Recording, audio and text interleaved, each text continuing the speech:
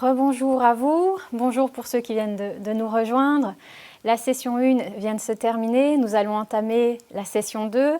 Alors, on avait pour ambition avec la session numéro 1, c'est de travailler, de vous présenter des choses à l'échelle de la parcelle.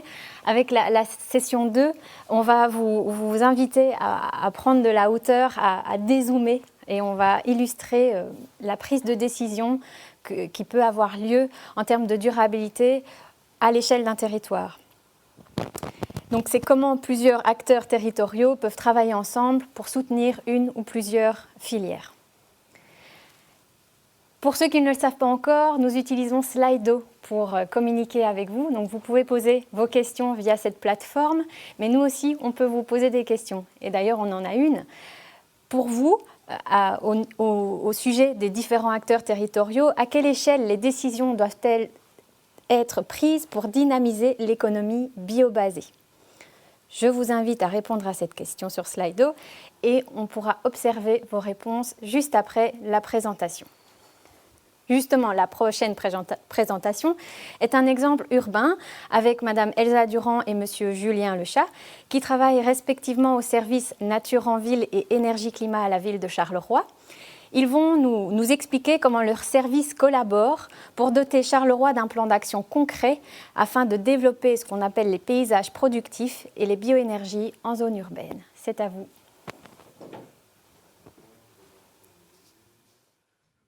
Bonjour, donc nous allons vous parler de Charleroi, qui est la plus grande ville de Wallonie en fait, et qui est une ville d'environ 200 000 habitants. Une ville qui est en fait est une ville qui fait la taille environ de Paris, mais avec 10 fois moins d'habitants, donc qui a un tissu urbain assez intéressant et on va en parler.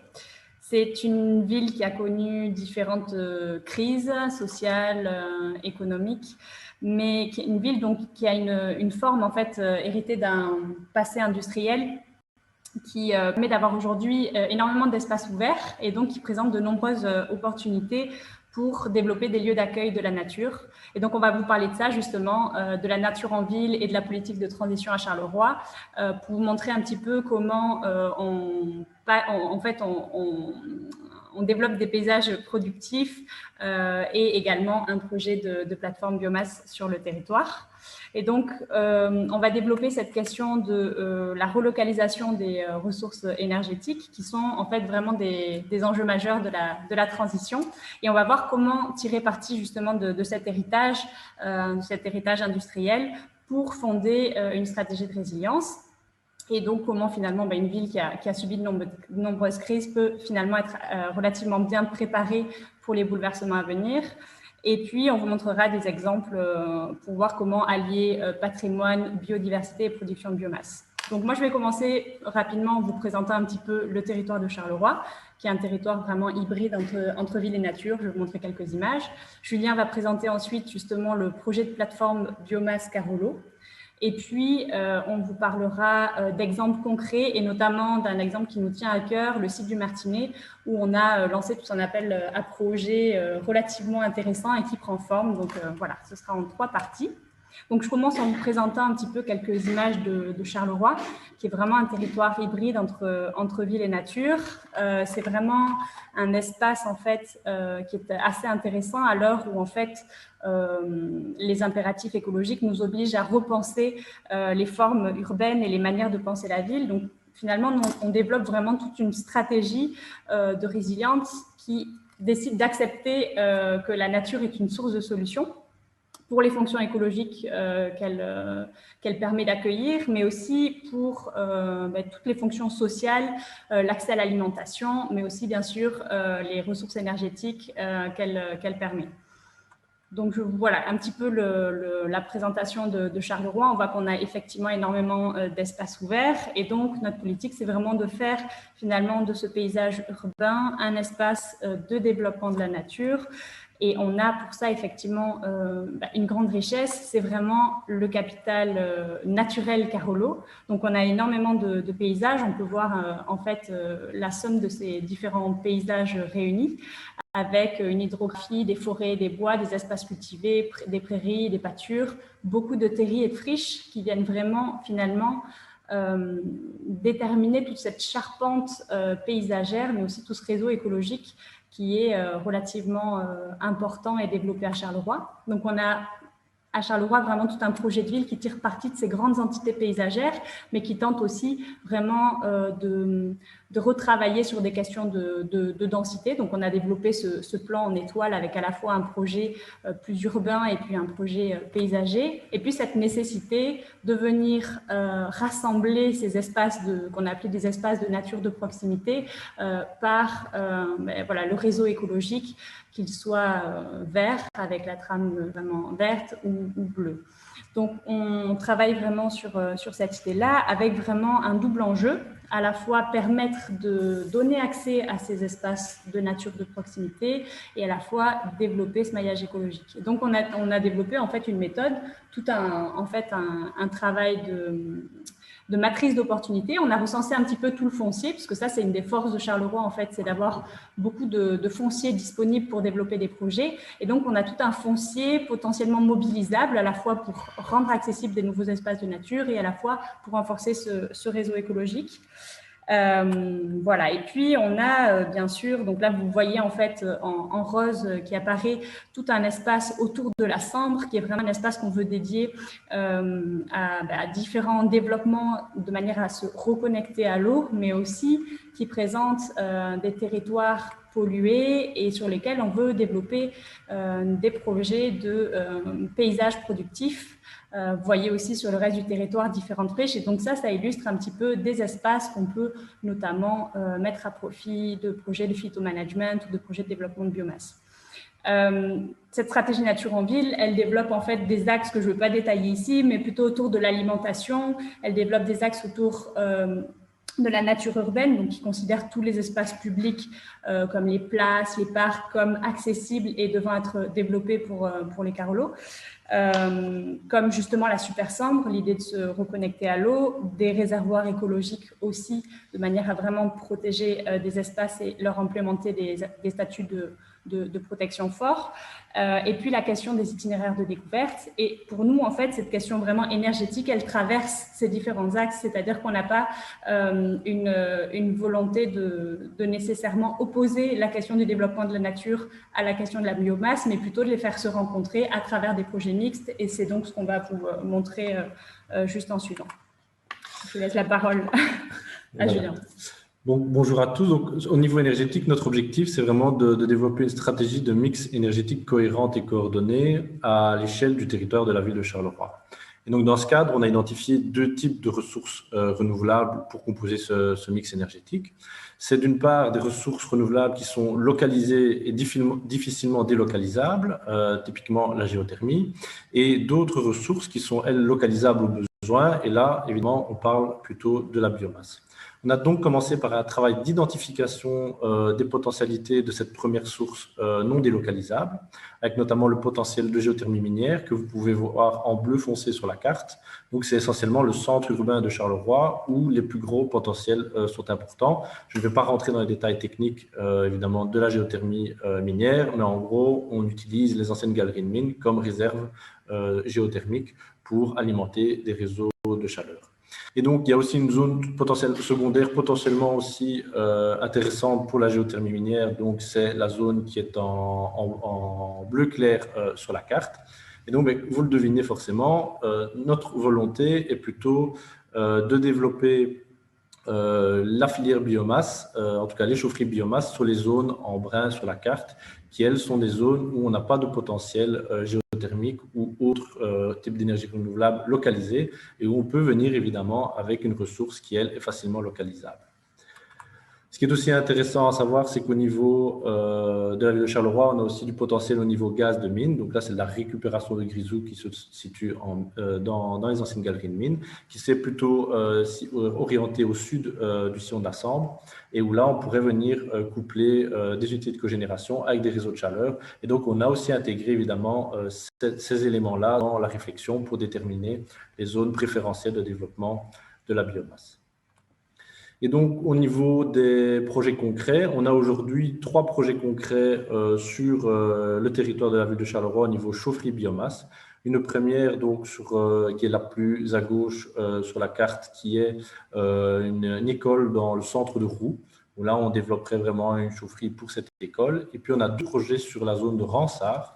Un premier dans le cadre de la rénovation d'un pôle de bâtiments communaux. On essaie aussi d'avoir une stratégie de regrouper les bâtiments communaux en pôles pour pouvoir justement partager les outils de production de chaleur renouvelable. Et donc là, on développerait un micro-réseau de chaleur au niveau du site. Et on a également, donc ce projet-là, on le mène en partenariat avec notre intercommunal YTech qui nous accompagne sur une série de projets de rénovation énergétique.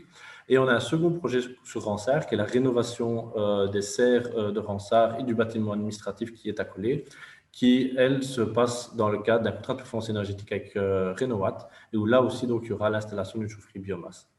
Ces premiers projets se sont surtout faits par opportunité, mais on travaille avec l'administration à un plan de déploiement de chaufferie biomasse pour optimiser la stratégie et planifier la stratégie au niveau donc, des zones brunes que vous pouvez voir sur la carte. Et on devrait aboutir sur ce plan de planification courant de fin d'année, début d'année prochaine. Donc ça, c'est vraiment pour la partie, ce que je vais appeler consommation de biomasse, donc pour les chaudières en tant que telles. Mais on ne veut pas s'arrêter là, on va aller au-delà, et Elsa l'a évoqué tout à l'heure dans son introduction. On souhaite également développer un projet de plateforme de valorisation de la biomasse sur le territoire de la ville de Charleroi pour alimenter nos futures chaufferies et éventuellement les chaufferies des communes voisines qui se lanceraient également dans la filière des chaufferies biomasse. Et cette plateforme, elle aurait pour vocation essentiellement de pouvoir valoriser la biomasse qu'on peut trouver au niveau local, que ce soit au niveau des parcs à containers, que ce soit au niveau des entreprises de parcs et jardins, que ce soit au niveau des services de la ville. Avec les entretiens des espaces verts, etc., on génère énormément de potentiel à ce niveau-là. Et également de sites dédiés sur d'anciennes friches que Elsa a déjà évoquées et dont elle présentera l'un ou l'autre exemple concret par la suite. L'idée est vraiment de pouvoir aussi valoriser cette plateforme dans le cadre d'une filière d'économie sociale. Il y a un pôle économie sociale fort sur la région de Charleroi, notamment sur Monceau et Marchienne. Et donc, voilà, l'idée, c'est de pouvoir le développer sur cette zone-là. On a en effet la conviction que la filière biomasse n'a de sens que si on exploite une biomasse, une ressource locale.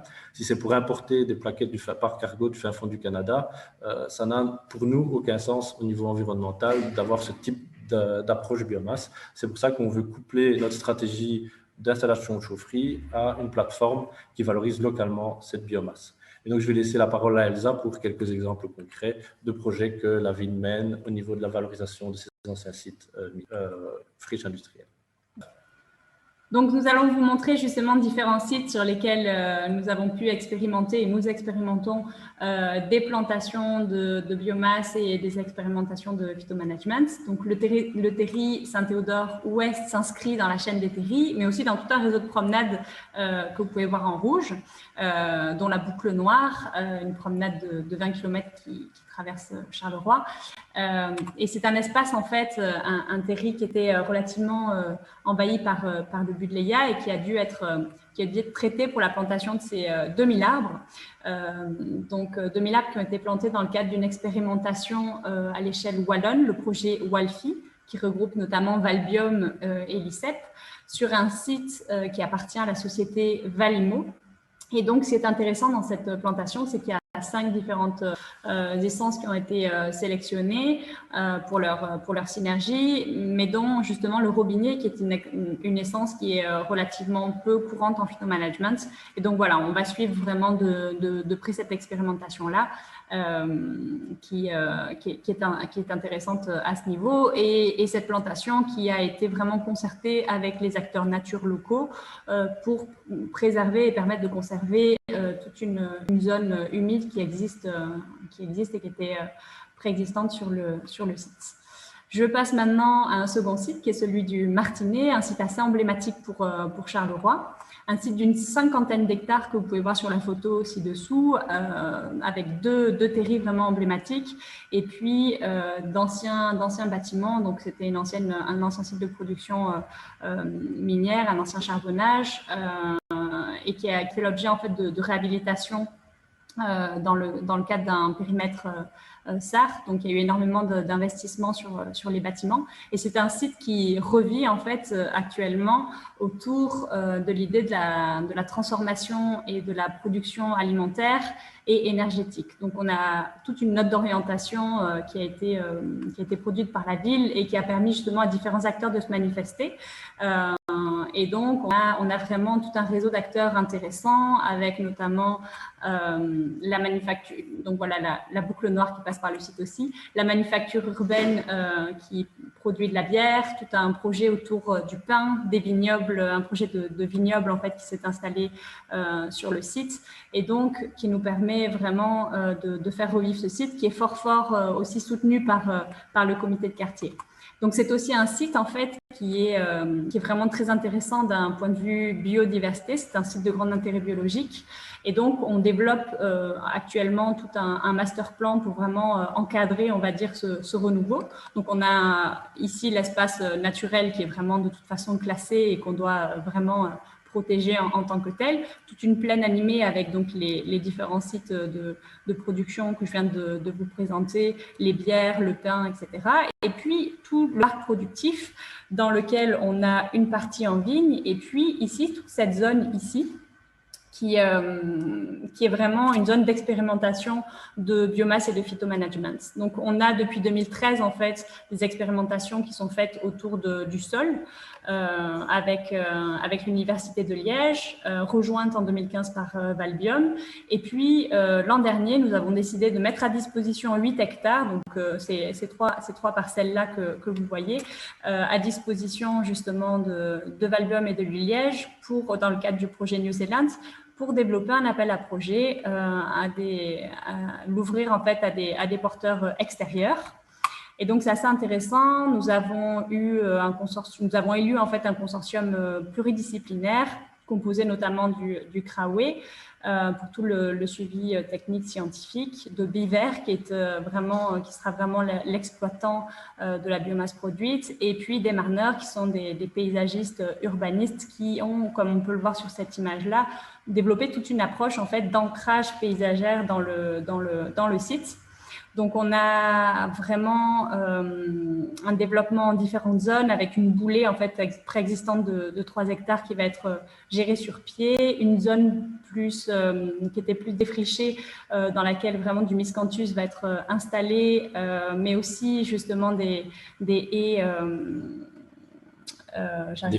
des haies défensives, exactement, qui vont permettre de délimiter les zones, mais aussi de cohabiter avec tous ces sentiers qui sont déjà bien déployés sur le site.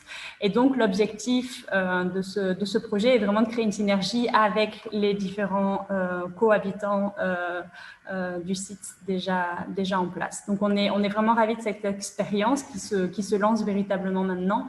Et on a hâte de voir tout le monde réuni très prochainement, période de post-Covid.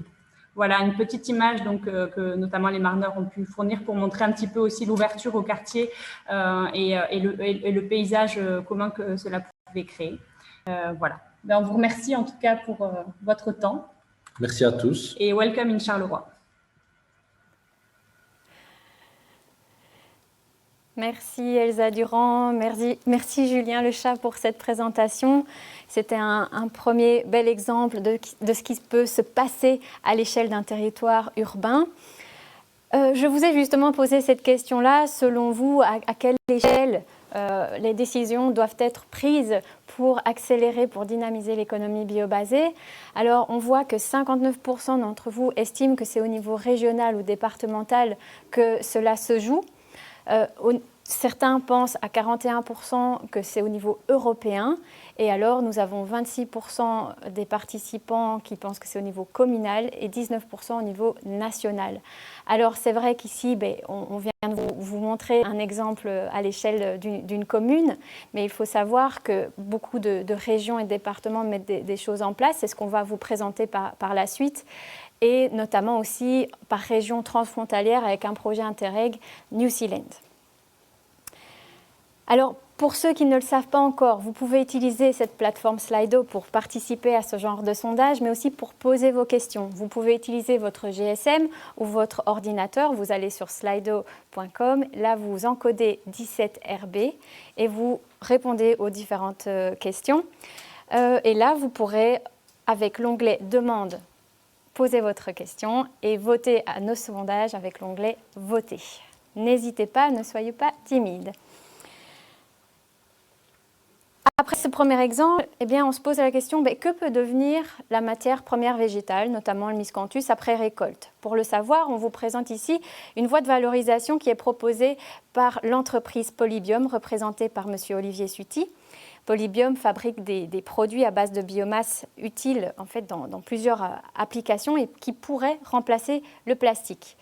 Ce qui est surtout intéressant, singulier dans ce projet, c'est le rôle qu'a pris la collectivité dans ce projet industriel qui implique notamment les agriculteurs.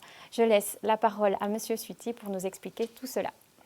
Et à tous, je suis Olivier Suty, je suis un des fondateurs et directeur opérationnel de la SAS Polybiome.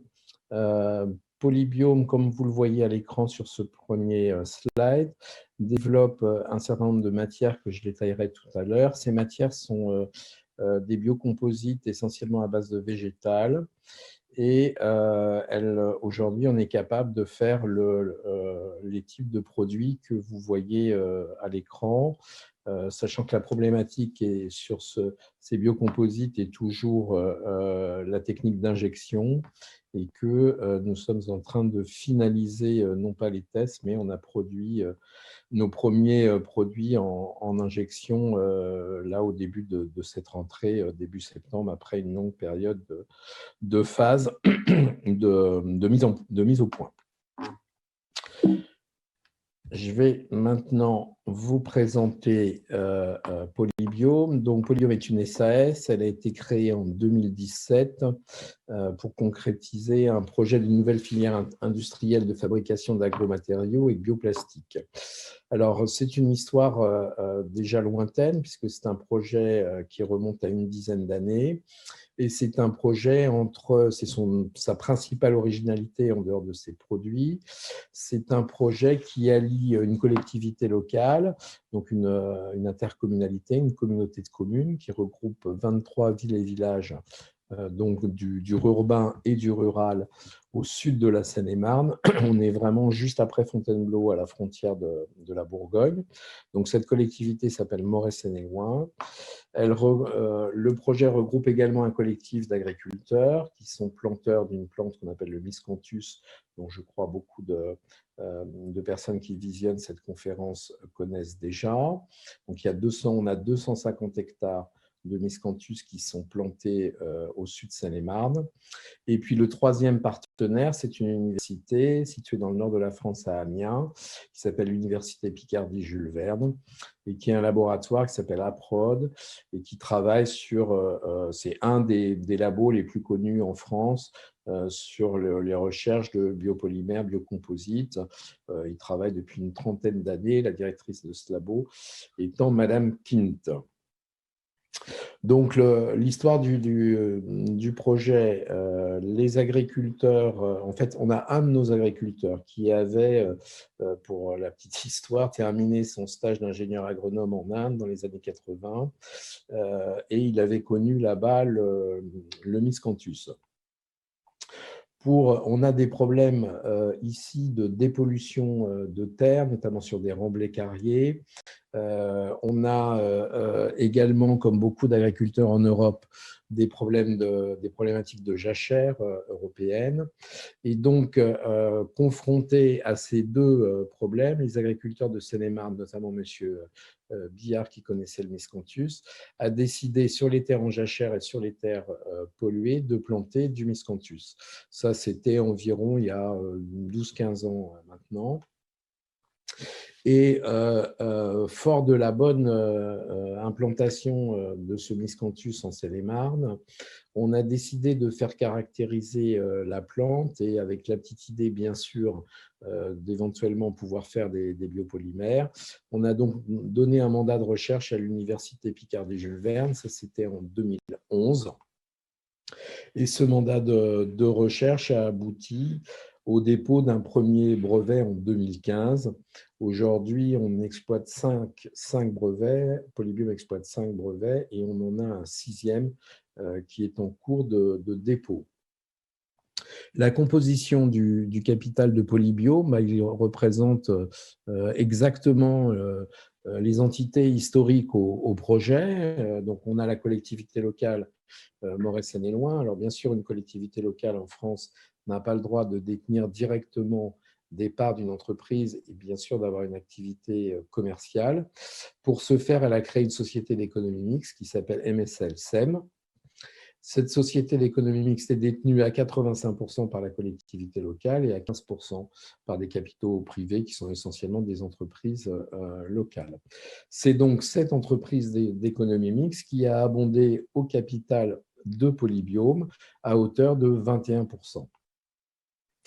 Le collectif d'agriculteurs qui sont chacun, donc on a 3 agriculteurs qui sont chacun également à 21% des parts, et à eux 3, ils représentent derrière aussi 23 agriculteurs qui sont des planteurs de miscanthus qui nous permettent d'assurer un approvisionnement. Et puis on a les 2 chercheurs historiques au projet, Madame Kint, que j'évoquais tout à l'heure, qui est donc la directrice du laboratoire EPROD, qui se trouve donc à Amiens dans l'université Picardie-Jules Verne, et Justin Wessou, qui était un doctorant à l'époque du projet. Donc là, vous avez 100% des parts de la SAS Polybiome. Je vais passer au slide suivant. Alors, je vous le disais, on exploite donc 5 brevets aujourd'hui et un 6e est en cours de dépôt. On met sur le marché 3 gammes de produits. L'ensemble de ces produits sont 100% biosourcés, notamment à base de miscanthus, et 100% dégradables en compost domestique. J'insiste sur le compost domestique parce qu'aujourd'hui, les produits qui sont compostables en général sont en compost industriel, c'est-à-dire qu'il y a un coût pour les composter, plus le transport, donc le bilan carbone n'est pas terrible. Nous, en compost domestique, on met le produit dans la terre et en fonction de la pluviométrie, on a une dégradabilité entre 3 semaines et 2 mois si le terrain est sec ou plus humide. Donc, ces 3 produits, des résines, des cols, des enduits. Donc, les résines, vous avez les 2 photos. On est en train, sur la photo de droite, de travailler pour les mettre en componte et avoir un grain. Là, vous voyez que vous avez des petits cristaux et on n'est pas encore en grain régulier, mais on est en train de travailler là-dessus. Et là, on peut, c'est avec ces résines qu'on va faire de l'injection. Également de l'extrusion pour arriver à faire un fil. Ça, on commence juste la problématique de l'extrusion pour faire un film pour les imprimantes 3D. On peut faire donc tous les objets qui sont aujourd'hui en plastique, donc en injection, quelles que soient les formes. L'école, donc l'école, c'est l'école classique. Aujourd'hui, on est plus sur des marchés pour remplacer notamment des cols à bois, des cols d'emballage et des cols pour de la PLV. Des enduits, donc là, vous voyez à droite la photo. En fait, c'est un enduit qui est sur une toile de coton, donc on peut être plus ou moins épais. Là, on est en ce moment commercialement avec une entreprise notamment en Suisse, pour faire des vêtements d'hiver, des anoraks, et remplacer le pelliculage plastique de ces vêtements par notre enduit, qui bien sûr supporte la pluie. On peut imaginer aussi de faire des bâches industrielles avec un enduit sur des tissus beaucoup plus épais.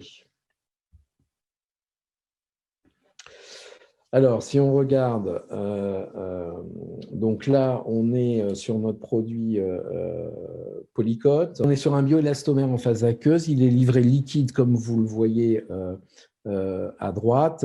Les techniques de mise en œuvre, c'est la pulvérisation, l'application manuelle au rouleau ou au pinceau. La pulvérisation, c'est au pistolet, hein, et le malaxage avec des charges. Le type d'utilisation, bah, c'est l'ameublement, la colle d'assemblage, et dans le bâtiment, des liants de charge pour arriver à des composites. La résine, le polymixte. Donc, la technique de mise en œuvre, c'est un procédé de stratification contact, d'induction ou d'infusion, pulvérisation, application manuelle au rouleau ou au pinceau. Et le type d'utilisation, essentiellement aujourd'hui, c'est de la PLV et de l'ameublement. Les types d'utilisation qu'on donne aujourd'hui ne sont pas exhaustifs. Ça correspond aux contacts commerciaux sur lesquels nous travaillons. Et puis, enfin, Kitty. Donc, Kitty, on est en thermocompression. En injection, je vous disais, on finit les tests, et en extrusion, on commence les tests. Vous avez deux photos. Vous avez un petit objet bleu, un contenant, donc ça c'est de la thermocompression. Et puis vous avez une pièce en bioplastique qui là est une pièce en injection. En fait, c'est un capot alors ça peut être plus ou moins souple ou plus ou moins rigide selon le volume de charge qu'on met dedans. On peut arriver à quelque chose de très rigide ou quelque chose de très souple. Et ça, c'est un capot de petits boîtiers électriques qui vont sur des vélos Décathlon. Voilà, je vous remercie de m'avoir écouté et de votre attention. Donc, Polybiome se tient, et moi-même, bien sûr, nous nous tenons à votre disposition pour tout renseignement complémentaire. Je vous remercie et à très bientôt. Merci à Polybiome pour cette présentation. Alors, en production de biomasse, on peut considérer les surfaces agricoles, mais aussi ce qu'on appelle les sites marginaux. Sur Slido, on voulait justement vous demander que vous inspire ce terme « site marginal ». Alors, en attendant votre réponse, on aimerait maintenant prendre connaissance d'un autre projet impliquant les agriculteurs, les chercheurs, les décideurs politiques au travers du projet InnoBioma, qui va être présenté par Bastien Langlois, qui pilote en fait ce projet au sein de la Chambre d'agriculture Seine-Maritime. Il évoque ici l'usage des bandes lignocellulosiques pour la production de biomasse, mais aussi pour répondre aux enjeux environnementaux.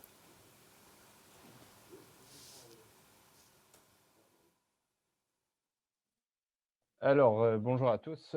Donc, je suis Bastien Langlois, je travaille à la Chambre d'agriculture de Normandie, donc en France, sur le nord de la France. Je vais vous présenter aujourd'hui donc un projet qui s'appelle les bandes lignocellulosiques, donc pour produire de la biomasse et répondre aux enjeux environnementaux. La présentation va se découler donc en 4 parties, pardon. Donc un historique et le contexte du projet, en Seine-Maritime, le département où on a déployé le projet, les enjeux environnementaux et les intérêts environnementaux des BLC, et puis donc ensuite un focus sur la filière taille très courte rotation de saules, et puis pour finir une réflexion par rapport au projet et une prise un peu de recul par rapport à ça. Dans un premier temps, donc le territoire sur lequel moi je suis basé et sur lequel on a développé le projet, donc le département normand, donc en rouge ici sur la carte, plus spécifiquement en fait le département où on est basé, où on a développé le projet, donc c'est la Seine-Maritime, avec Rouen, Le Havre et Dieppe, les grandes villes. Pour rentrer dans le vif du sujet, donc qu'est-ce qu'une BLC, pardon, donc une bande lignocellulosique, donc une plante pérenne à forte production biologique, donc Nous, spécifiquement, on travaille sur le miscanthus et sur le taille très courte rotation de saule, donc TTCR de saule. Donc, ce sont des bandes, en fait, qui font entre 2 mètres et 16 mètres de large environ, hein, selon les agriculteurs, en fait, choisissent la largeur qu'ils veulent. Et donc, c'est des plantes qui sont implantées pour 20 ans. Le miscanthus, qui est une plante qu'on va récolter tous les ans, et le saule qu'on va récolter tous les 2 ans. Donc, c'est des plantes qu'on va récolter pour leur intérêt, pour leur forte production en biomasse, en fait. Donc, vous avez différentes photos des plantations et des chantiers de récolte qu'on a chez nous. Donc, le projet, il est parti d'un constat au départ des enjeux environnementaux importants en fait sur notre territoire. Donc, en fait, des problématiques d'érosion des sols très très très fortes avec des cultures où il y a des périodes où les sols sont peu couvertes, comme pour les cultures de printemps, au moment où il y a des gros orages, donc des gros problèmes d'érosion, de ruissellement, de qualité de l'eau potable, puisqu'on a des captages où en fait on retrouve beaucoup de diverses molécules phytosanitaires, azote, etc. Et donc on arrive à des dépassements, donc la qualité de l'eau est altérée. Donc, on est parti de ce constat-là. Une acceptation aussi faible des aménagements d'hydraulique douce pour lutter contre l'érosion des sols, justement, de la part des agriculteurs. En fait, ces aménagements pour les agriculteurs représentent des coûts supplémentaires d'entretien, de l'immobilisation de terrain sur lesquels ils ne peuvent pas avoir une rentabilité. Donc, par rapport à ça, une acceptation faible des agriculteurs. Et puis, en troisième point, une pression réglementaire et sociétale de plus en plus importante de la part de toute la population. Et c'est pour ça qu'on a essayé de trouver une solution pour répondre aux différents enjeux environnementaux et amener quand même une rentabilité pour les agriculteurs par rapport à cette solution-là. Et donc, c'est pourquoi on s'est tourné vers des plantes en fait, qui permettaient de produire une forte, une forte production biologique et qui permettrait d'être valorisée et à la fois qu'elle puisse lutter contre l'érosion. Donc, on a eu 2 phases dans le projet. Donc, une première phase d'expérimentation et d'acquisition de références, donc entre 2011 et 2014. Ça, c'est une phase en fait où on a fait des mesures pour avoir le rendement des cultures, comment savoir un peu où mener les cultures, comment les cultiver, l'itinéraire technique. Et puis, on a commencé à travailler sur l'intérêt pour le ruissellement. Et puis, à partir de 2015, où on avait commencé à avoir quand même pas mal de références, on a déployé sur un territoire un peu spécifique sur le département, donc le projet InnoBioma avec, en 2015, de 2015 à 2018. Donc, les résultats par rapport à l'efficacité, justement, je parlais des expérimentations qui ont été menées pour mesurer l'intérêt des BLC sur l'érosion des sols. Donc, en fait, on a montré avec l'AREAS, qui est un bureau d'études chez nous en Normandie, que les BLC avaient des capacités à ralentir les écoulements et les limons qui se dégagent des parcelles, qui s'écoulent des parcelles. On voit sur le graphique le miscanthus qui a une capacité plus importante que de l'herbe. Alors il faut bien comprendre sur le graphique que la base, c'est l'herbe, donc qui est en témoin en fait, base 100, et les autres cultures sont mesurées en comparaison de l'herbe qui nous semble être en fait la meilleure solution pour lutter contre l'érosion, mais qui est pas forcément très bien rémunérée aujourd'hui. Le miscanthus qui est proche de l'efficacité d'une fascine, donc des fagots de branches qui sont mis en travers de rangées de pieux et qui retiennent très bien l'eau et la terre. Donc, on voit que le miscanthus, là, pour le coup, est beaucoup plus efficace. Et des saules avec un couvert herbacé au pied, en taille très courte rotation, Donc, on a une efficacité similaire sur le frein hydraulique par rapport à de l'herbe.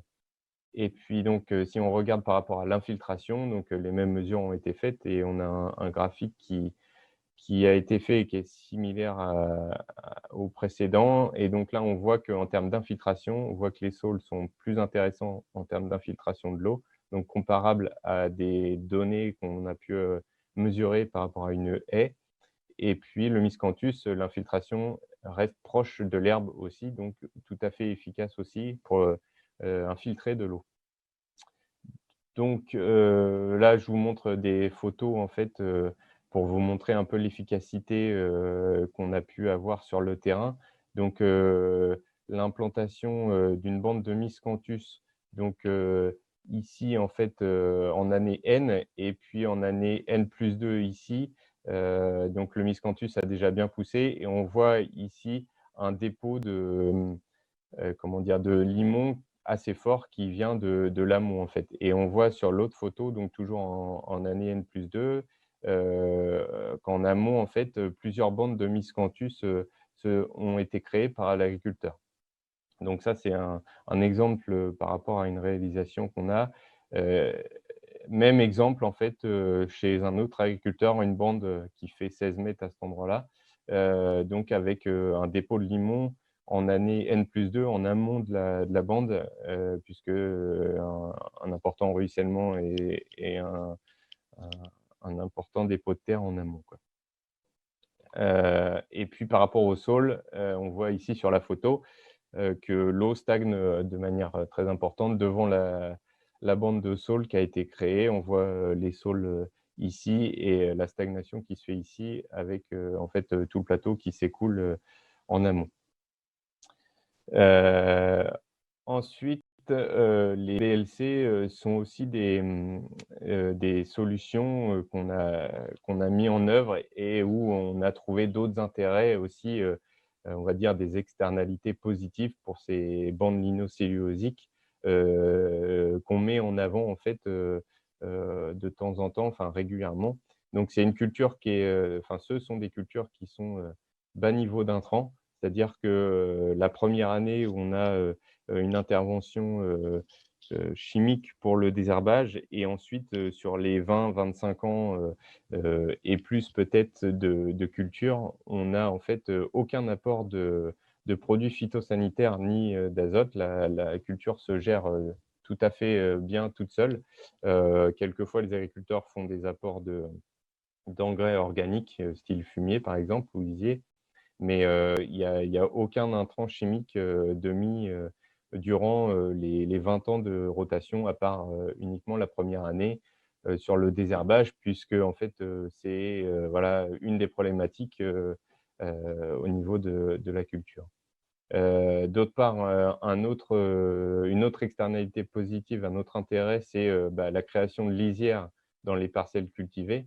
Comme vous avez vu sur les photos précédentes, en fait, on met beaucoup ces bandes-là dans les parcelles, cultivées et on coupe les gros îlots et donc ça a un intérêt aussi pour, les auxiliaires de culture, donc comme par exemple les carabes, donc où on a mesuré en fait, une année où, en fait, on voit beaucoup plus de carabes, dans la bande que dans le milieu d'une parcelle.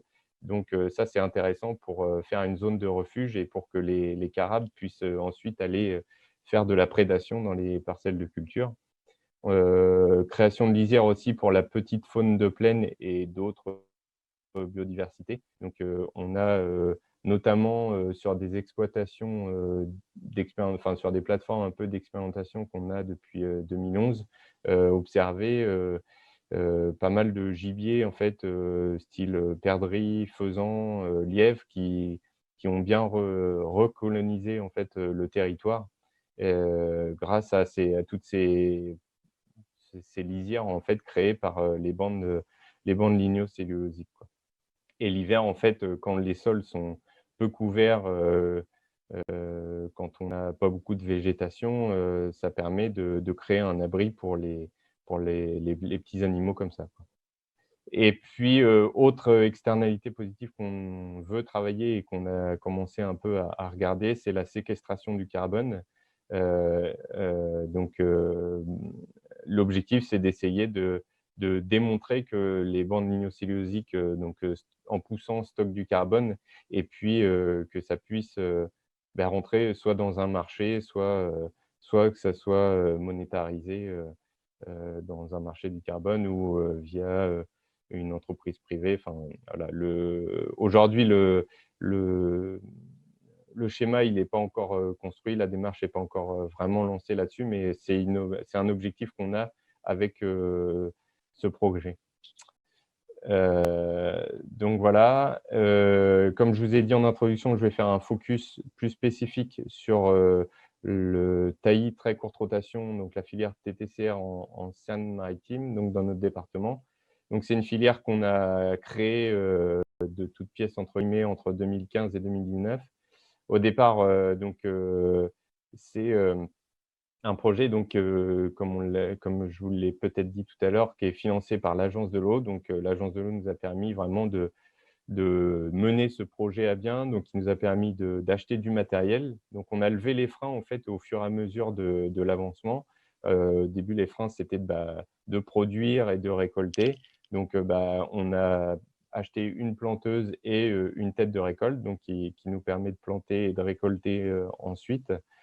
Et puis, donc au cours entre 2015 et 2019, ça nous a permis de planter donc 25 hectares de TTCR, donc soit en bande, soit en micro-parcelles chez des agriculteurs.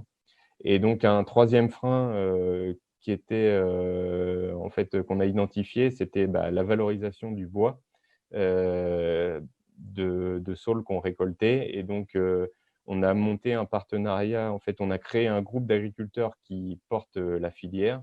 Et donc, on a essayé de contacter donc, le principal en fait, acheteur de bois énergie sur notre région, qui s'appelle Biocombustible SAS. Et donc, on les a contactés pour qu'ils puissent nous racheter notre bois. Et on a abouti en fait, à un contrat de rachat du bois.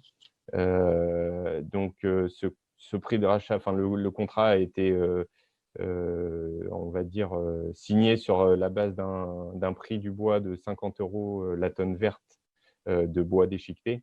Donc, nous, on récolte directement le bois déchiqueté. Donc, c'est récolté par les agriculteurs, stocké chez les agriculteurs ou sur une plateforme annexe. Et ensuite, c'est Biocombustible, donc la société qui nous rachète le bois, qui vient chercher le bois et qui approvisionne soit ces plateformes, soit des chaufferies aux alentours, quoi. Donc, les agriculteurs gèrent toute la partie, on va dire, récolte. Et ensuite, la partie approvisionnement, c'est biocombustible. Et donc, les coûts de livraison sont pris en charge par biocombustible. La marge pour l'agriculteur est environ de 700 à 800 € de l'hectare à partir de la 5e année de plantation, puisqu'en fait, la première récolte intervient au bout de 2-3 ans. Et là, c'est une demi-récolte. Donc, en fait, l'agriculteur, il n'est pas forcément… en tout cas, il n'a pas une marge à partir de la première récolte, mais plutôt à partir de la deuxième, à peu près à partir de la 5e année. Donc, comme je vous l'ai dit, organisation logistique, donc récolte et stockage sur plateforme assurée par le producteur et livraison à la chaufferie par le client.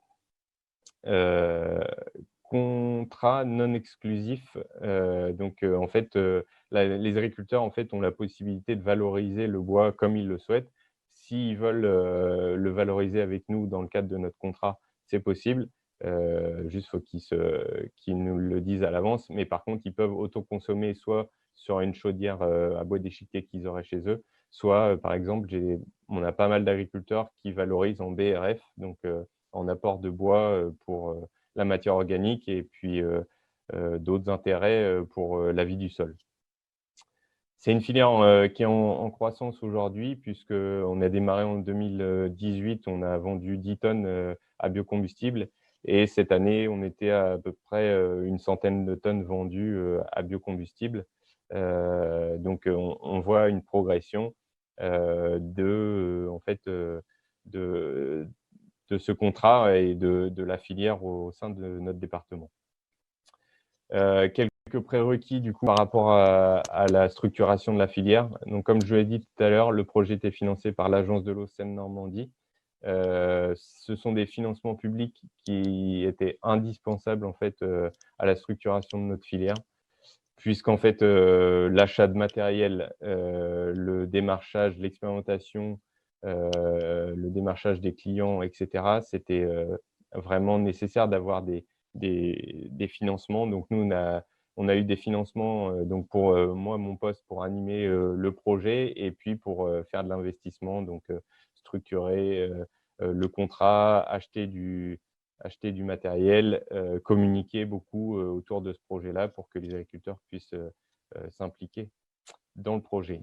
Et puis, un autre prérequis qui me paraissait vraiment indispensable, c'était donc l'importance d'un portage politique donc, de la part des élus du projet. Donc, en premier, j'ai dit donc, le choix de développer des chaufferies collectives au bois ou l'utilisation de la biomasse, par exemple, en Miscanthus, on travaille sur du paillage horticole, donc pour les collectivités, par exemple. Et ça, à un moment donné, si les élus ne sont pas volontaires et convaincus du projet, on ne peut pas développer et structurer de filières de valorisation comme ça. Donc, c'est très important. Une nécessité d'inscrire en amont donc le bois bocager issu de l'agriculture dans les plans d'approvisionnement des chaufferies. Donc ça, en fait, c'est essentiel de prendre au départ les réflexions sur l'approvisionnement des chaufferies pour dire qu'il faut valoriser du bois des agriculteurs et ça doit être porté par les élus puisque en fait, les agriculteurs, ce n'est pas leur métier vraiment de commercialiser du bois, mais ils sont prêts à s'intégrer dedans si à un moment donné, on met dans un cahier des charges qu'il faut approvisionner la chaufferie avec 10-15% de bois bocager.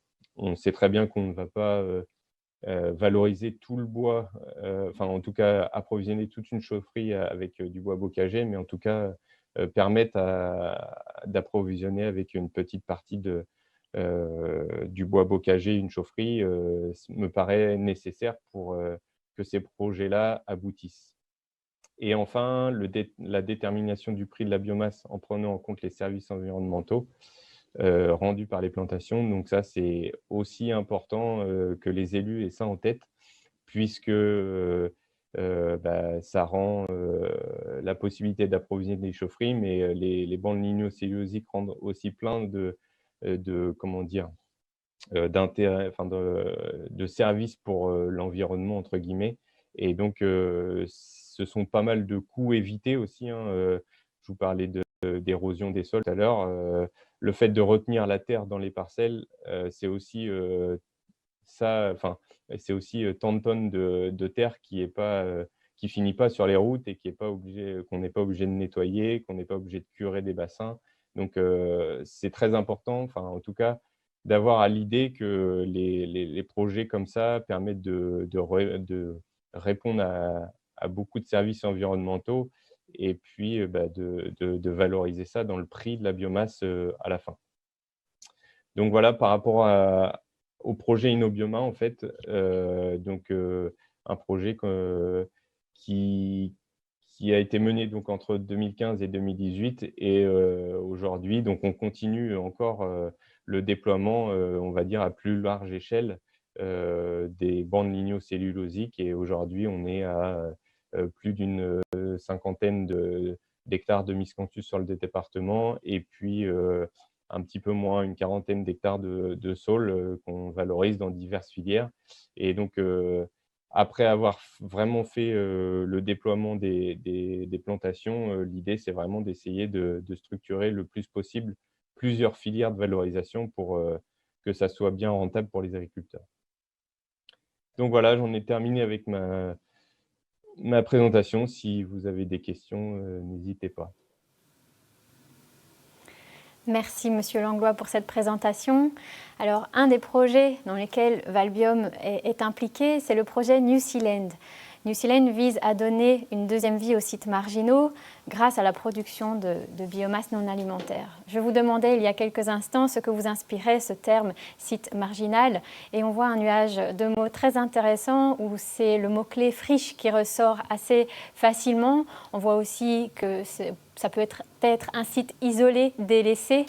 Je vois également le terme opportunité et enfin l'aspect de biodiversité, donc zone naturelle à préserver. Donc ce sont des constats très intéressants dont on pourra discuter plus amplement par la suite. Explorons cette piste maintenant de ce qu'est un site marginal. Donc Sébastien et Moreau et Daphné Anderegg vont vous définir ce qu'est un site marginal. Ils travaillent donc chez Atrasol et Jean Bleu Agrobiotech au sein du projet New Zealand et ils vont aussi vous présenter les outils mis en place pour y parvenir.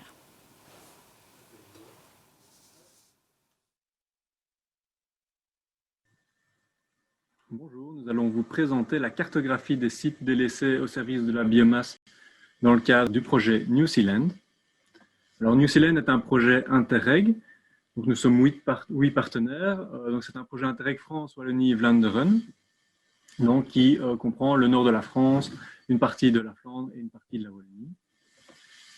Alors, nous sommes financés par le Fonds FEDER à 50% et également par les régions, donc le VAM, la région wallonne et la province West-Vlaanderen. Alors, le projet New Zealand, il a pour objectif de contribuer à la valorisation des sites délaissés par la production de biomasse végétale utilisée en énergie et matière, donc pas en agriculture. Et l'intérêt d'utiliser ces sites marginaux pour l'énergie matière est qu'ils ne sont pas en compétition avec l'agriculture. Alors, nous allons définir ces différents termes. Alors, dans le cadre du projet New Zealand, par site délaissé ou site marginaux, nous entendons une surface délaissée qui n'est pas cultivée et qui ne peut pas accueillir de projets d'agriculture alimentaire ou de projets immobiliers. Alors, quelques exemples de sites marginaux. Il y a par exemple les sites abandonnés, les sites qui sont difficiles d'accès, les sites qui ont une faible productivité, soit parce que le sol est de mauvaise qualité, soit parce qu'il y a des restrictions d'usage sur les intrants et les produits phytosanitaires.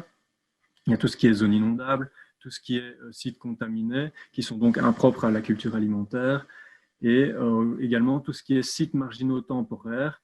Parfois, certains sites ont des projets à long terme, mais à court ou moyen terme, ils restent inutilisés et on peut valoriser cet intervalle de temps par de la biomasse.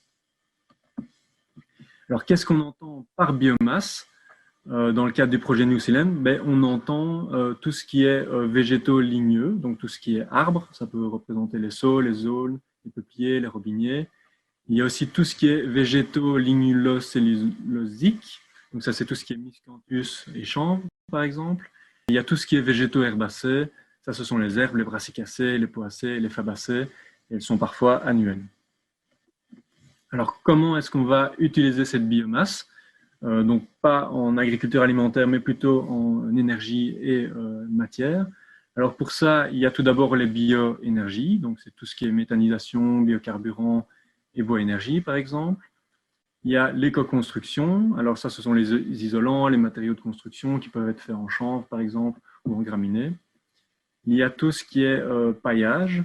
Depuis 2019, je pense, il y a une interdiction pour les communes d'utiliser les pesticides pour gérer les adventices.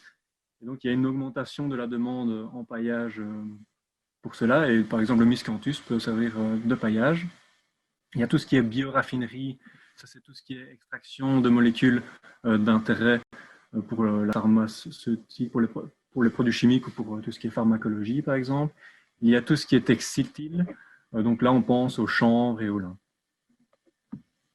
Alors, dans le cadre du projet New Zealand, il y a 4 grands axes de travail. Tout d'abord, un travail cartographique qui se divise en 2 volets. Alors, un premier volet qui est une aide d'identification aux sites marginaux avec les décideurs locaux et les propriétaires, où on va faire des cartes théoriques des sites marginaux. Et un deuxième volet qui comprend un inventaire des sites marginaux à potentiel de biomasse. Et ces sites-là sont encodés sur base volontaire par les propriétaires et gestionnaires des sites. Alors l'objectif de cet inventaire, c'est d'établir des synergies entre les différents acteurs, donc les propriétaires des sites marginaux, les producteurs de biomasse et les utilisateurs de biomasse, de manière à établir un certain nombre de projets et de filières complètes. Et dans le cadre du projet New Zealand, on a pour objectif de faire 10 filières complètes de biomasse. On fait aussi des campagnes d'information auprès des gestionnaires de sites pour montrer qu'il est possible de valoriser ces sites avec de la biomasse. Et on développe aussi un outil d'aide à la décision qui a pour objectif de trouver quelles sont les filières les plus adaptées à un certain site en fonction de ses caractéristiques et de ses contraintes. Alors, l'inventaire des sites à potentiel de valorisation de biomasse, qu'est-ce que c'est? C'est une carte en ligne qui reprend les sites à potentiel de biomasse et les utilisateurs de biomasse qui se sont inscrits sur base volontaire dans cet inventaire.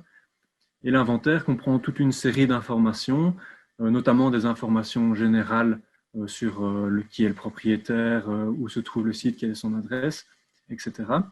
Des informations sur le terrain et les contraintes, parce que, par exemple, est-ce que c'est un site pollué, est-ce que c'est un site en zone inondable, etc.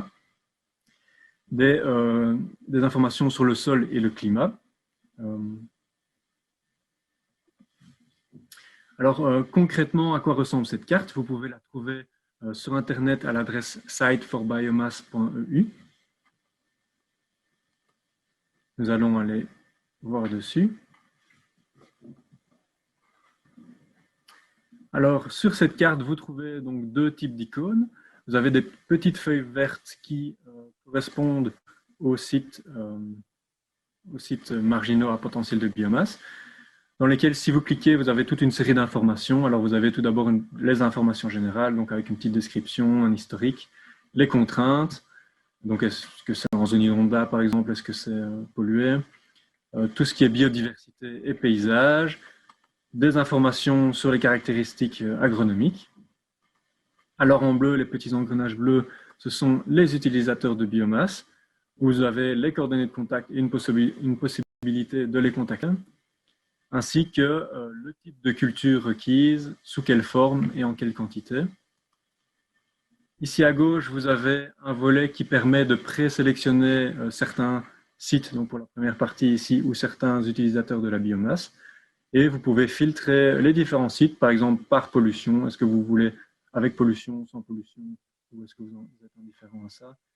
Pareil pour l'érosion, pareil pour les zones inondables. Vous pouvez aussi filtrer par rapport à la surface du site ou son état actuel. Donc, est-ce que vous souhaitez trouver les sites à réaménager avant plantation ou les sites qui sont prêts à être plantés, les sites qui sont déjà plantés mais dont la biomasse n'est pas encore utilisée, donc il faut trouver une filière de valorisation pour cette biomasse, ou les sites plantés avec déjà une biomasse utilisée et valorisée. Même chose pour les utilisateurs de biomasse, vous pouvez les filtrer par type de filière et de culture. Alors, si vous avez un site à valoriser ou que vous êtes utilisateur de biomasse, vous pouvez vous inscrire sur cette plateforme. Pour les sites, c'est via cet onglet. Vous arrivez alors sur un formulaire, vous pouvez localiser votre site, le dessiner et encoder les différentes caractéristiques du site, donc les coordonnées, une petite description, quelles sont les contraintes du site, un peu des informations sur la biodiversité, le paysage, etc. Alors, vous n'êtes pas obligé de répondre à toutes les questions.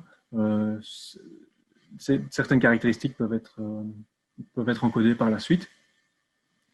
Et pour les utilisateurs de biomasse, vous pouvez cliquer sur l'onglet Inscription utilisateur. Et là, c'est la même chose. Vous pouvez localiser votre dépôt où la biomasse devrait être acheminée.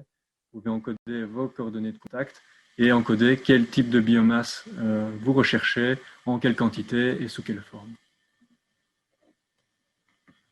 Je vais maintenant laisser la parole à Daphné Hendrek pour le reste de la présentation. Bonjour, merci Sébastien pour ce début de présentation. Donc ici, moi, ce que je vais faire, c'est revoir un petit peu dans sa globalité la manière dont on va identifier les sites à potentiel d'accueil de la biomasse. Donc, comme vous le voyez sur la DIA, on a trois publics cibles, les propriétaires de sites, les gestionnaires territoriaux et les utilisateurs de biomasse. Nous utilisons différentes campagnes de communication pour toucher ces différents publics et notamment ce qu'on appelle la carte théorique des sites d'accueil, à potentiel d'accueil de la biomasse, sur laquelle nous reviendrons après. Suite à l'utilisation de cet outil, notamment auprès des gestionnaires territoriaux, on va pouvoir avoir une identification préliminaire des sites disponibles dans des communes, par exemple, ou différents et toujours sur base volontaire, soit les propriétaires de sites privés, soit les gestionnaires territoriaux ou les utilisateurs de biomasse vont pouvoir s'inscrire sur le site internet que Sébastien vient de présenter, donc Sites for Biomass. Je vais passer maintenant plus en détail sur la cartographie théorique des sites à potentiel d'accueil de la biomasse. Donc le processus est relativement simple quand on le voit sur la DIA. On va collecter tout un ensemble de données cartographiques qui vont être analysées pour voir si elles rentrent en compte dans les caractéristiques marginales d'une parcelle. Puis l'ensemble de ces données sélectionnées vont être traitées de manière cartographique et géographique et on va avoir une automatisation qui va nous permettre de créer une carte par commune pour la région wallonne. Donc vous avez l'exemple ici sur la DIA, plus la parcelle est rouge, plus le potentiel d'accueil de la biomasse est élevé. Ces cartes sont théoriques, comme on l'a dit, donc il n'y a aucune vérification de terrain qui est faite à ce stade-là, mais on les utilise comme premier outil de communication auprès des communes qui, si elles le souhaitent, nous rencontrent et là, on va pouvoir commencer une discussion constructive afin d'identifier ensemble les sites réellement disponibles pour l'implantation de la biomasse. Et voilà, je clôture cette présentation. Si vous avez des questions, n'hésitez pas à nous contacter à info@newzealand.eu ou nous poser vos questions live maintenant. Merci beaucoup.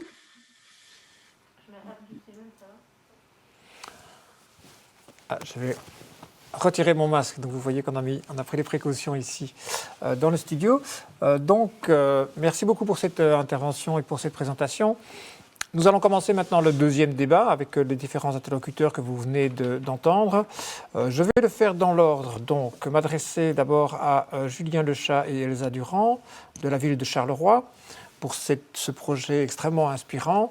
Pas mal de questions, donc je vous dis, ça va être un petit peu frustrant parce que je ne pourrai pas tous les reprendre, on a à peu près 15 minutes de débat. Je rappelle que nous répondrons, et les orateurs répondront par écrit à vos différentes interpellations. Alors, question qui a été fortement plébiscitée. Donc voilà, on peut voir les orateurs à l'écran.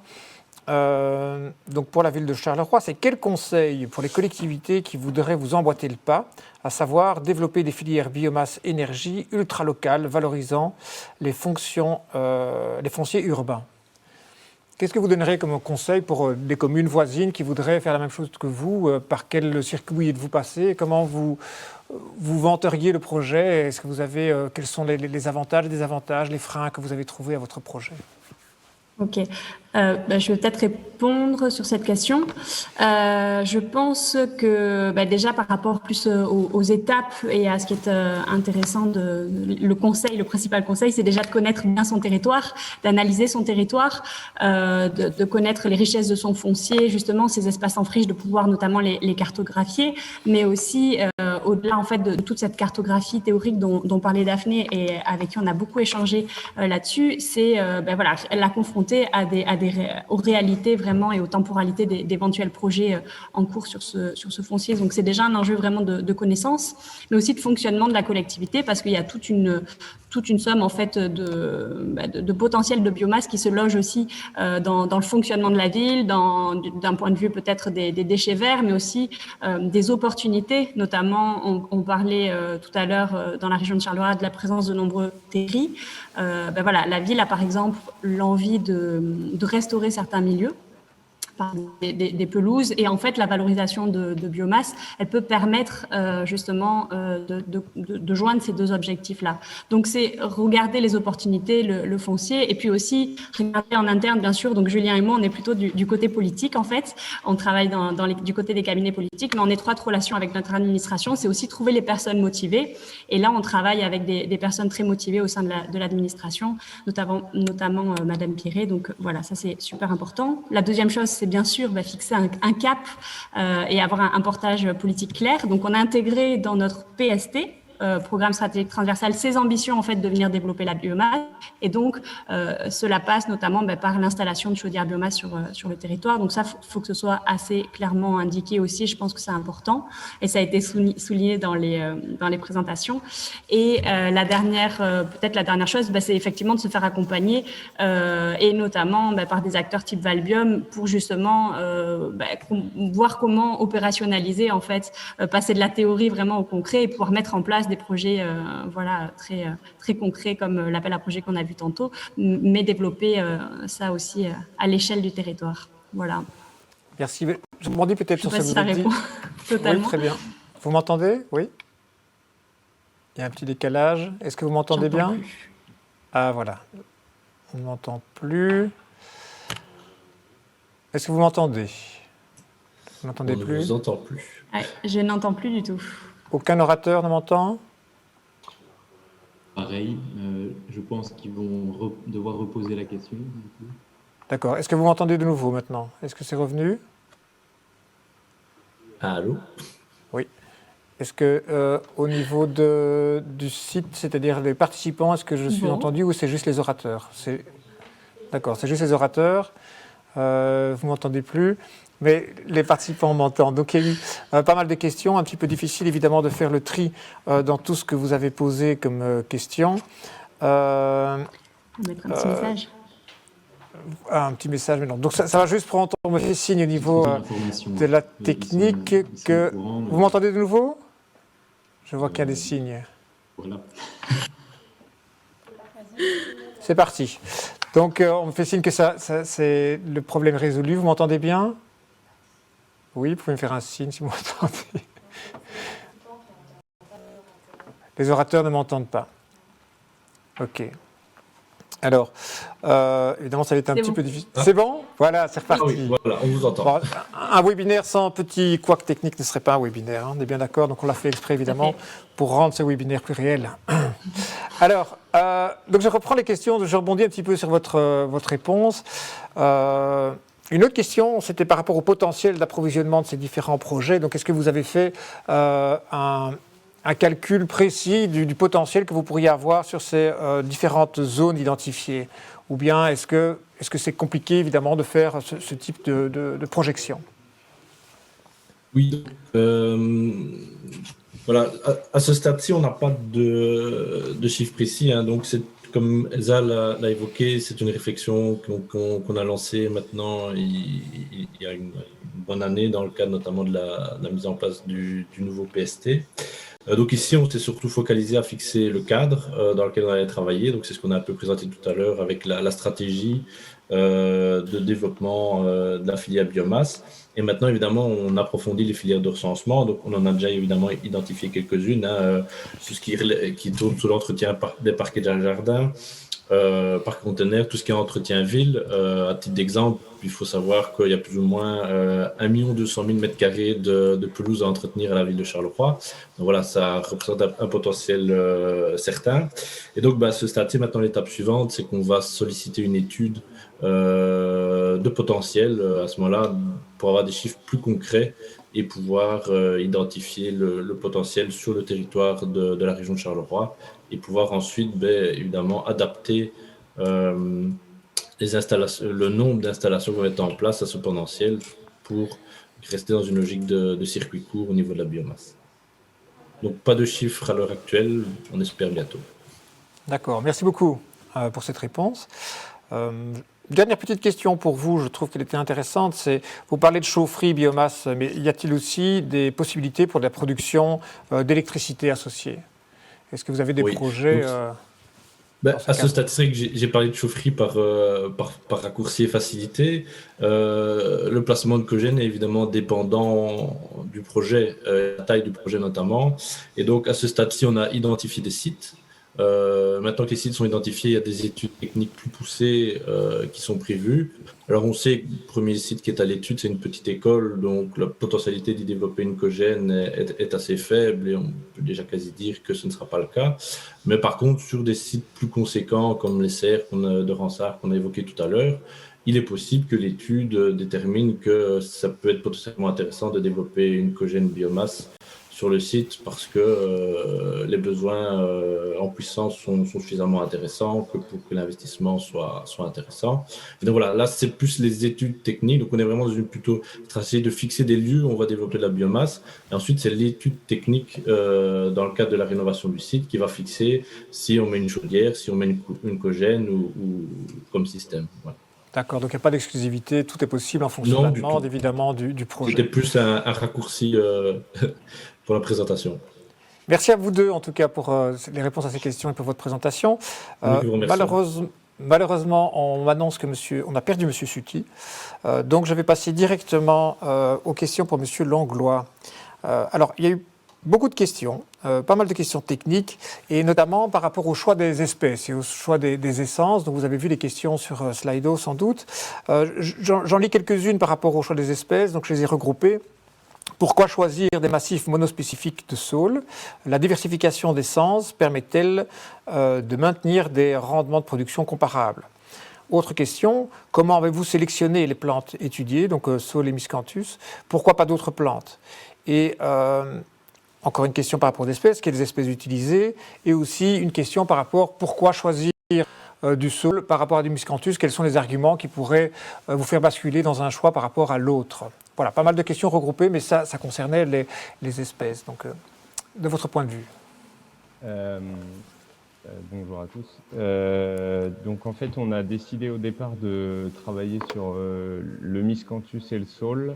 On avait au tout départ fait des expérimentations aussi avec du taillis courte rotation de peuplier et du switchgrass.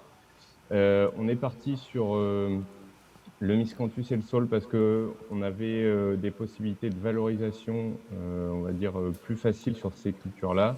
Le saule, comme j'en ai parlé dans la vidéo, dans mon témoignage, sur des chaufferies, le miscanthus notamment pour du paillage horticole ou pour de la litière. Quand on a été voir les agriculteurs au départ, c'était des cultures en fait qui leur parlaient plus que des taillis courte rotation de peuplier où les rotations étaient plus importantes. Là, on est sur des rotations de 1 ou 2 ans, donc ça se rapproche plus des cultures agricoles annuelles, on va dire. Donc ça parle un peu plus aux agriculteurs et il y a des revenus qui sont plus réguliers pour le coup par rapport à de la courte rotation où c'est tous les 8-10 ans, quoi. Ensuite, on a fait le choix de travailler uniquement sur des massifs monospécifiques comme il a été demandé dans la question. En fait, aussi pour des questions de facilité de plantation et par exemple sur du saule, on est parti sur des cultures qui se bouturent correctement. Enfin, en tout cas, seul le saule ou le peuplier se bouture et pour des facilités de plantation en fait et de rendement en termes de chantier, en termes de débit de chantier, c'était le plus simple possible et on est parti sur des cultures qui avaient une très forte production biologique à l'année. Il faut voir que le miscanthus et le saule prennent environ entre 3 et 4 mètres par an, donc, produisent entre 15 et 20 tonnes de matière sèche à l'hectare, donc ça nous permet quand même d'avoir une grosse production. Et puis, par rapport à un aspect économique, si je prends du saule, on a pour planter 1 km de bande de saule, comparé à 1 km de haie, le coût n'est pas du tout le même, puisque les boutures en fait sont très peu chères par rapport à des plants racinés en fait pour planter des haies on va dire, multi-espèces. Et donc c'est pour ça qu'on a fait le choix aussi de partir là-dessus. En effet, ça n'a peut-être pas le même impact au niveau biodiversité de planter une culture monospécifique comme du saule par rapport à une haie multi-espèces, mais on a fait ce choix-là aussi parce que dans nos plaines où on retrouve très peu d'arbres, dans des grands champs en open field, on va dire, où il n'y a que des cultures, on a fait le choix de mettre en place des bandes. Moi, je dirais que c'est un moindre mal, entre guillemets, de remettre des bandes de saule dans des parcelles très ouvertes de culture par rapport à rien du tout, quoi. Et ça permet quand même de pouvoir lutter contre l'érosion, même si c'est monospécifique, quoi. Enfin, en tout cas, c'est notre position par rapport au démarrage de ce projet-là, quoi. Je ne sais pas si j'ai répondu à toutes les questions. Oui, bien sûr. Oui, je pense que là, la réponse est complète. Donc, je pense que ça peut être encore un champ exploratoire intéressant à investiguer, ces mélanges des espèces. Je pense que par rapport notamment aux aspects biodiversité, etc., il y a peut-être des choses à faire aussi. Par rapport à la résistance à certains parasites, ce serait intéressant peut-être de mélanger. Donc, je pense qu'il y a un exploratoire intéressant. Une dernière petite question rapide. Sur une question technique, qui a été pas mal plébiscitée. Pour vous, quelle est la largeur minimale de la bande de Miscanthus pour atteindre un effet équivalent à celui de la fascine? Donc en gros, qu'est-ce que vous préconisez comme largeur de bande de Miscanthus pour avoir un effet intéressant sur les coulées boueuses? Donc nous, on n'est pas. En fait, les mesures qui ont été effectuées par l'AREAS, en fait, dans notre cadre des mesures de ruissellement dans notre projet InnoBioma, on est parti sur des bandes minimum de 4 mètres. En fait, aujourd'hui, on plante majoritairement des bandes de 4 à 6 mètres pour avoir une bonne efficacité en termes de lutte contre l'érosion et de frein hydraulique. D'accord. Merci beaucoup. Et en termes de récolte aussi, par exemple, sur le Miscanthus, on est sur une largeur d'ensileuse à maïs, et donc c'est le plus simple en termes de récolte et d'efficacité pour le ruissellement. D'accord. Il y a encore plein d'autres questions. On regardera ça, je dirais, après, on y répondra ensemble et on enverra aux différentes personnes qui ont posé des questions. Alors, pour Sébastien, pour le duo, au niveau de la cartographie, quelques questions par rapport à notamment l'intérêt des communes. Comment vous arrivez à les solliciter? Est-ce qu'ils mordent quelque part au niveau de ce projet-là? Et même chose pour les agriculteurs. Est-ce que c'est facile de les mobiliser dans votre démarche? Et qu'est-ce qui a été mis en place pour y arriver? Donc pour les communes, on a choisi de les contacter, par une. Donc, on a envoyé un mail à chaque commune. Pour le moment, il y a certaines communes avec qui on travaille vraiment, notamment à Charleroi. Donc la carte qu'a présentée Daphné, donc la carte théorique des sites marginaux, ça nous aide vraiment à avoir une base de travail et à avoir quelque chose pour pouvoir présenter et à discuter. Donc ça nous aide beaucoup. Au niveau des agriculteurs directement, ça on n'a pas encore eu vraiment de contact, donc c'est encore un travail qu'on a à faire. Et voilà, c'est notamment lors d'événements comme aujourd'hui qu'on peut un peu présenter le projet, présenter les outils qui sont disponibles. Et c'est vrai que la carte, elle a été lancée en juin 2020 ici. Et donc, voilà, ça fait seulement 4 ou 5 mois qu'elle a été lancée. Et donc, on a encore tout un travail de promotion de la carte, on va dire, à faire pour que les gens s'inscrivent dessus. Et même chose pour les utilisateurs de biomasse. Donc, on vous invite à vous inscrire si vous êtes intéressé. Et donc, vous contactez un petit peu individuellement ces différents porteurs de projets ou ces utilisateurs de biomasse, ou vous les invitez de manière générique avec une communication plus large à venir se joindre à la cartographie? Comment vous fonctionnez? Pour les communes, c'est vrai que parfois on travaille par groupement de communes ou intercommunal. Donc parfois l'information peut venir d'en haut et rassembler plusieurs communes à la fois. Voilà, pour les agriculteurs, c'est vrai qu'on va contacter un peu la fois, voir un petit peu ce qu'on peut faire aussi avec des groupements d'agriculteurs, parce que c'est parfois difficile de les toucher directement.